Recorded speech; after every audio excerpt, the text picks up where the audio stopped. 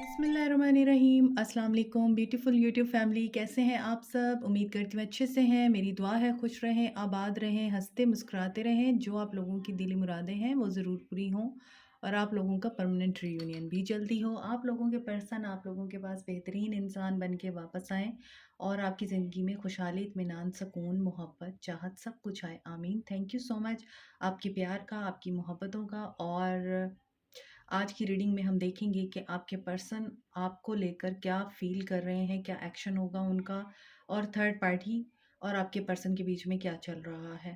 Stay positive, it's a general reading. और जो मेरे चैनल पे नए हैं प्लीज़ मेरे चैनल को सब्सक्राइब कीजिए, लाइक कीजिए, शेयर कीजिए और मेरी फैमिली का हिस्सा बनिए। इंस्टा पे भी मुझे फॉलो कीजिए।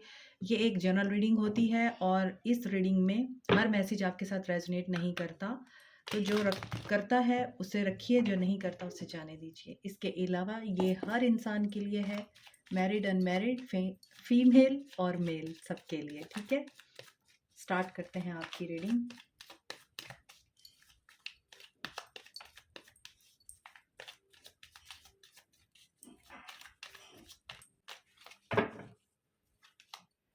Ten of cups,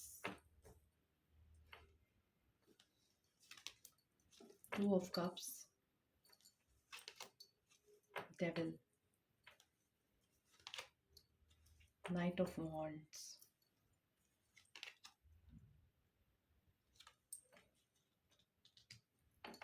okay.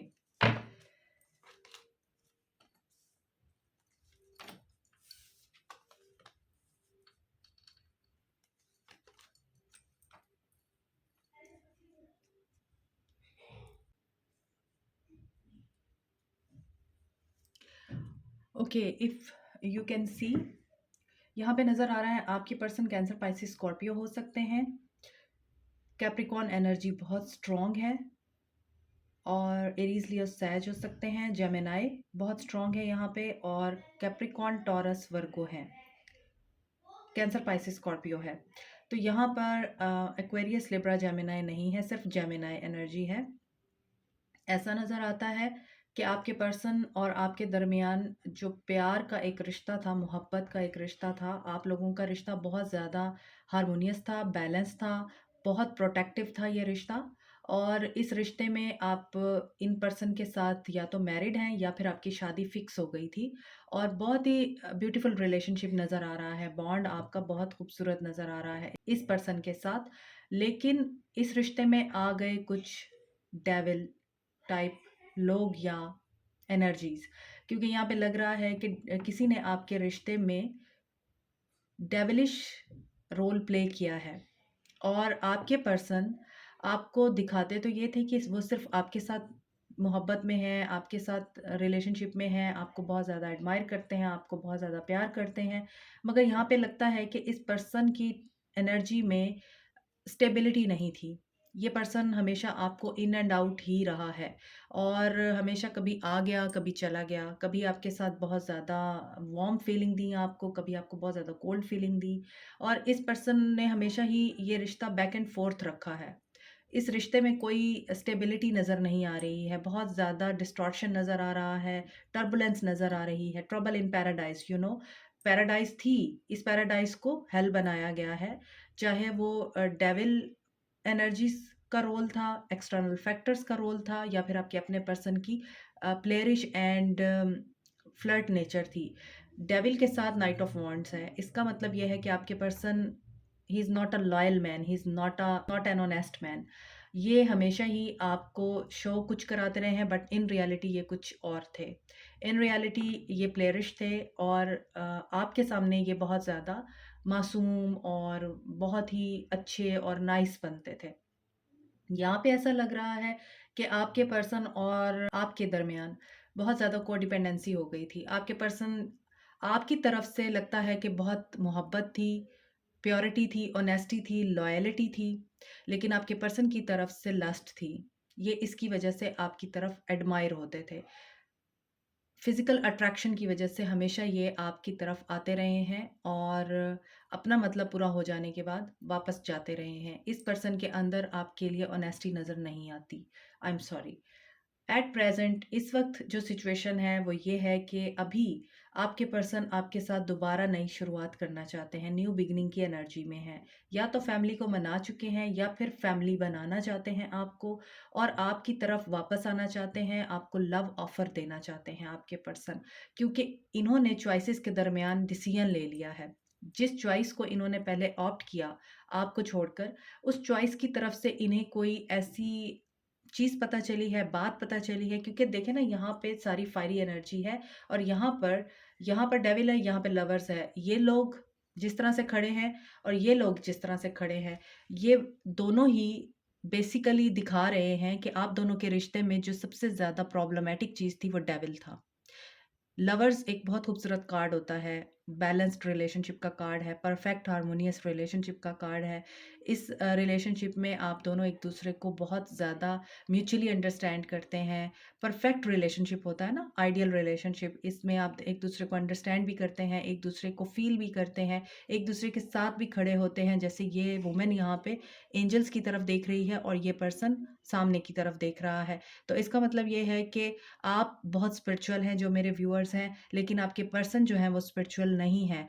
तो उनको स्पिरिचुअल होने के लिए सेटबैक्स मिलेंगे डेफ़िनेटली, क्योंकि उनके अंदर टेंडेंसी है गलत चीज़ों की तरफ जाने की और टॉक्सिसिटी की, अब्यूज़िव रिलेशनशिप में रहने की या रखने की। और इनके अंदर ये टेंडेंसी है कि ये बहुत ज़्यादा लस्ट की तरफ माइल होते हैं। ये लॉयल्टी की तरफ माइल नहीं है। यहाँ पे दोनों चेंड हैं, लेकिन वो पर्सन लेडी की तरफ देख रहा है और वो लेडी जो है वो सामने की तरफ देख रही है। तो वहाँ पर भी जो लेडी है वो इतना ज़्यादा अपने पर्सन के लिए वो फीलिंग्स नहीं रखती है जो उसका पर्सन उसकी तरफ रखता है, और ऊपर डेविल बैठा हुआ है। तो डेविल जो है इन लोगों को उकसा रहा है कि ये काम करो। जो फीमेल है वो इस काम को करने के लिए राज़ी नहीं है, मगर मेल इस काम को करने के लिए बहुत ज़्यादा डेस्परेट हो रहा है और उसी की तरफ फायर है। वो बहुत ज़्यादा पैशनेट हो रहा है। तो यहाँ पर भी यही चीज़ मुझे लग रही है कि आप लोगों को एक स्टेबल रिलेशनशिप चाहिए, आप लोगों को हैप्पीनेस चाहिए। इस पर्सन के साथ आपको हैप्पीनेस नज़र नहीं आती है। ये पर्सन आपके ऊपर गिव अप नहीं करना चाहता। This is for sure. चीज़ें, मामलात माज़ी में जो भी रहे हैं, मगर ये पर्सन इस वक़्त जो एनर्जी में है, उसमें ये पर्सन आपके ऊपर गिव अप नहीं करने वाला। ये पर्सन आपकी तरफ वापस आना चाहता है और इसकी एनर्जी में है कि ये वापस आएगा। और नियर फ्यूचर में आपके लिए क्या सिचुएशन बनेगी, हम ये भी देखते हैं।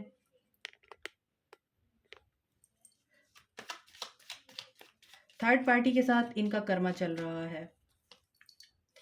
देखिए, इनके इमोशंस में इस वक़्त सिर्फ़ और सिर्फ़ वाटर एलिमेंट है जो बहुत ज़्यादा है, और आप इस वक़्त बहुत ही स्टेबल एंड ग्राउंडेड एनर्जी में हैं जो मेरे व्यूअर्स हैं। आपने अपने आप को स्टेबल कर लिया है इनके जाने के बाद। आपने अपने आप को सँभाल लिया, इमोशनली भी, फ़िज़िकली भी, मेंटली भी एंड फाइनेंशियली भी। तो यहाँ पर ऐसा लगता है कि अब आप सिर्फ़ और सिर्फ़ अपने मनी पे फ़ोकस हैं, अपने पैसे के ऊपर, अपनी ग्रोथ के ऊपर, अपनी इंडिपेंडेंस के ऊपर फ़ोकस हैं। आपके लिए अब इतना ज़रूरी नहीं है कि ये पर्सन आपको चूज़ करे।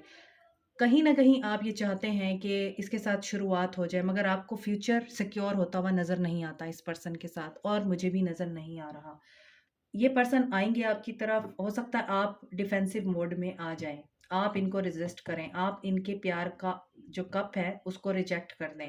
आप इनकी ऑफ़र को रिजेक्ट कर दें। अगर मैं आपको यहाँ से रीड करके दिखाऊँ, यहाँ पे 10 ऑफ कप्स है। ये अपनी फैमिली को आई थिंक मना चुके हैं, या ये आपको फैमिली बनाने का सोच चुके हैं। But you are not in a position to accept him. बहुत ही जो खूबसूरत परफेक्ट रिलेशनशिप था, ये उसको दोबारा से रिवाइव करना चाहता है और न्यू बिगिनिंग करना चाहता है। एस है, तो न्यू बिगिनिंग करना चाहता है, हील करना चाहता है खुद को भी और रिलेशनशिप में जो कुछ खराब हुआ उसे भी। बट आगे आ जाता है डेविल, और डेविल आप दोनों को एक नहीं होने देना चाहता। क्यों? क्योंकि अब आप अपनी वर्थ को पहचान चुके हैं। अगर ये पर्सन आपकी वर्थ को पहचानता है, अगर ये पर्सन आपको इन फ्यूचर कोई सिक्योरिटी देता है, तो आप इसके बारे में सोचेंगे, वरना यहाँ पे है टॉवर, आप इनको रिजेक्ट कर देंगे। और ये पर्सन जिस इंटेंशन के साथ आएगा, ये उसी इंटेंशन के साथ मुँह की खा के वापस चला जाएगा। इसकी इंटेंशन में लस्ट है, इसकी इंटेंशन में आपके साथ इंटीमेसी है, आपके साथ रिलेशनशिप बने ना बने मगर आपके करीब आने की एनर्जी है इस पर्सन के अंदर। इसको नहीं मिलेगी तो ये भी वापस चला जाएगा। ये स्टे नहीं करेगा। ये एनर्जी मुझे आज की इनकी नज़र आ रही है। अगेन 8 ऑफ सोर्ड्स है, मैंने जितनी दफ़ा कार्ड शफल किए हैं बार-बार 8 ऑफ सोर्ड्स का कार्ड आया है बॉटम ऑफ द डेक। तो इसका मतलब ये है कि ये पर्सन नेगेटिव एनर्जी में है, नेगेटिव ज़ोन में है और एंडिंग है यहाँ पे। कॉन्फ्लिक्ट भी है, आप इनको रिजेक्ट करेंगे तो ये आपको बहुत कुछ सुना सकते हैं, बुरा-भला कह सकते हैं और नज़र आता है कि यहाँ पर आप किसी और ऑप्शन की तरफ देख रहे हैं। आपने इनको रिजेक्ट कर देना है क्योंकि आप अपनी ज़िंदगी में सिर्फ़ पैशन नहीं चाहते, आप अपनी ज़िंदगी में हैप्पीनेस चाहते हैं। एक स्टेबल पर्सन, एक डिटरमिन और एक स्ट्रॉन्ग आदमी की ज़रूरत है आपको। आप इस तरह के कमज़ोर इंसान के साथ नहीं रहना चाहते हैं। मुझे यही एनर्जीज़ पिक हो रही हैं इस पर्सन की। तो मैं अब आज ये देखूँगी कि आप अगर इस पर्सन को रिजेक्ट करते हैं, अगर ये रीडिंग आपके साथ रेजोनेट कर रही है और आप इस पर्सन को रिजेक्ट करते हैं क्योंकि आपको इसके साथ अपना फ्यूचर नज़र नहीं आ रहा। आप बार-बार पेन की और टेंशन की कैफ़ियत में नहीं जाना चाहते हैं। अब आपको वाइंड अप करना है सब कुछ या फिर नए सिरे से स्टार्ट करना है। अब आप बिल्कुल एज पे पहुँच चुके हैं, अब आप पीछे नहीं हटने वाले हैं। तो मैं देखती हूँ कि जब ये पर्सन आपके इनकार को सुनेगा तो फिर ये क्या एक्शन लेगा। आप अगर इसको एक्सेप्ट नहीं करते तो ये क्या एक्शन लेगा। फर्टिलिटी, थर्ड पार्टी है आप लोगों के रिश्ते में। मूविंग ऑन, ये थर्ड पार्टी से मूव ऑन करेगा। हो सकता है ये पर्सन इस एनर्जी में है या इस गलतफहमी में है कि आप इसे एक्सेप्ट कर लेंगे और आप इसको अपनी ज़िंदगी में आने देंगे। तो ये थर्ड पार्टी के साथ भी रिलेशनशिप में है अभी। तो ये वहाँ से मूव ऑन करेगा थर्ड पार्टी से। इसकी इंट्यूशन इसको गाइड करेगी। इसका थर्ड आई चक्रा ओपन होगा, जजमेंट होगी इस पर्सन के साथ। तो ऐसा लगता है कि इस पर्सन के एक्शन में बार-बार आपकी तरफ आना है। ये बार-बार आपकी तरफ आएगा और ये आपको ऑफ़र देगा मैरिज की। जब ये देखेगा कि आपने इसको रिजेक्ट कर दिया है, अब आप इसकी किसी भी बात में नहीं आने वाले, अब आप इसके किसी चुंगल में नहीं फँसने वाले, ये आपको ऑफ़र करेगा मैरिज की। जजमेंट के साथ विज़डम है, हायरोफेंट का कार्ड है। तो यहाँ पे लगता है कि रियलाइज़ेशन नहीं होगी, ये रियलाइज़ेशन आपको भी होना ज़रूरी है। अब आप इसकी ऑफ़र को एक्सेप्ट करके या आप इसकी ऑफ़र को देख के कि अब तो ये मुझे अपनी ज़िंदगी में लाना चाह रहा है, तो मैं एक्सेप्ट कर लेती हूँ इसको। सोच समझ कर इसे एक्सेप्ट कीजिए क्योंकि इंडिपेंडेंस आपकी बहुत इम्पोर्टेंट है। कहीं ऐसा तो नहीं होगा कि आपकी इंडिपेंडेंस इस पर्सन के साथ शादी करने के बाद ख़त्म हो जाए और ये आपको अपने हिसाब से कंट्रोल करे। अभी आपकी पावर है, शादी के बाद हो सकता है आपकी पावर ख़त्म हो जाए या फिर इस पर्सन के साथ दोबारा रिलेशनशिप में आने के बाद आपकी पावर ख़त्म हो जाए। ये आपको सोचना है कि ये जजमेंट का कार्ड आपके लिए आया है या उसके लिए आया है। यहाँ पर मैं उसका एक्शन देख रही हूँ, वो तो वापस आ रहा है। मगर जजमेंट का मतलब यही होता है अपनी गलतियों से सबक सीखें। आप एक ऐसे इंसान को अपनी ज़िंदगी में शामिल करने से पहले 100 दफ़ा सोचें, जो माज़ी में आपको बहुत दर्द दे चुका है। आपको कभी भी बुरे वक़्त में उसने साथ नहीं दिया। आपने इस बात के बारे में सोचना है। और अगर आपका पर्सन, क्योंकि यहाँ पे इसे ग्रोथ चाहिए, ये आपको बढ़ता हुआ, फलता-फूलता हुआ और ग्रो करता हुआ देख के बहुत ज़्यादा जेलस की एनर्जी में भी आ रहा है और हो सकता है ये इसी वजह से वापस आए कि नहीं, मैं इसको अकेले नहीं आगे बढ़ने दे सकता क्योंकि यहाँ पे फर्टिलिटी है और यहाँ पे मटेरियल हार्वेस्ट है। 9 + 3 = 12 एंड 12 = 3। तो 3 is a number of expansion, growth, fertility, abundance, but 3 is also a number of third party. तो यहाँ पे लगता है कि 369 की एनर्जी है अगेन। 369 है या फिर 69 है, 696, 366 एंड 669, 966 अगर आपको दिख रहा है तो ये ट्विन फ्लेम जर्नी है आपकी and he can be your false twin flame और ये एंडिंग की तरफ जा रहा है आपका रिश्ता। आप इसको जितना भी होल्ड ऑन करने की कोशिश कर रहे हैं, आप इसे जितना भी कंट्रोल करने की कोशिश कर रहे हैं कि मैं सब ठीक कर लूँगी या कर लूँगा, ये रिश्ता ठीक नहीं होने वाला जब तक आप अपने आप को इस एनर्जी में नहीं लाएँगे कि सच को देखें, ट्रुथ को देखें। थर्ड आई के साथ ट्रुथ है, ट्रुथ को देखें, जो आपको दिखाया जा रहा है। उसको ना देखें जो दिल दिखा रहा है, ठीक है? तो यहाँ पे ऐसा लगता है कि आपको आपकी इंडिपेंडेंस के ऊपर कॉम्प्रोमाइज़ नहीं करना। ये पर्सन वापस आएगा क्योंकि इसे विक्ट्री चाहिए और ये हत्तल वसी कोशिश करेगा कि आपको ये हासिल कर ले। ये सक्सेस की एनर्जी से आएगा। अब ये डिपेंड करता है आपके ऊपर, आप कितना और इसके अंदर ईगो होगी, ये ईगो के साथ आएगा। मैं आपको बता दूं, सिर्फ और सिर्फ आपके साथ न्यू बिगनिंग करने के लिए, लेकिन आगे क्या होगा नो वन नोज। सो यहाँ पे लग रहा है आपके पर्सन जो हैं इसी एनर्जी में हैं, और ये आएंगे वापस आपकी रिजेक्शन के बाद, एंड आपको वही सब कुछ देंगे, ऑफर करेंगे जो आप चाहते हो। बट देयर इज समथिंग जो आपको जानना बहुत ज़रूरी है, जो आपकी लाइफ के लिए बहुत ज़रूरी है। ऐसा ना हो कि इस शादी के बाद भी आपको तन्हाई का एहसास हो। वेरी सून इस पर्सन की एनर्जी में उजलत है, ये अट्रैक्टेड है आपकी तरफ, सेक्सुअली अट्रैक्टेड है ये person. Getting to know each other, जानिए, पहचानिए, देखिए एक दूसरे को। उस पर्सन की एनर्जीज को ऑब्जर्व कीजिए। रिलीजियस फैक्टर हो सकते हैं। रिकन्सिलिएशन, ये बंदा आपके साथ रिकनसाइल करना चाहता है, और there is codependency, again devil का कार्ड है। तो यस, यहाँ पे लग रहा है कि ये पर्सन आपको इतना मजबूर कर देगा कि आप इसको दोबारा चांस देने पे मजबूर हो जाएंगे। मगर इस रिलेशनशिप में मुझे आप लोगों के लिए फ्यूचर में कुछ नज़र नहीं आ रहा सिवाय कोडिपेंडेंसी के। रिकन्सिलिएशन के बाद अगेन कोडिपेंडेंसी आ जाएगी आपके रिश्ते में।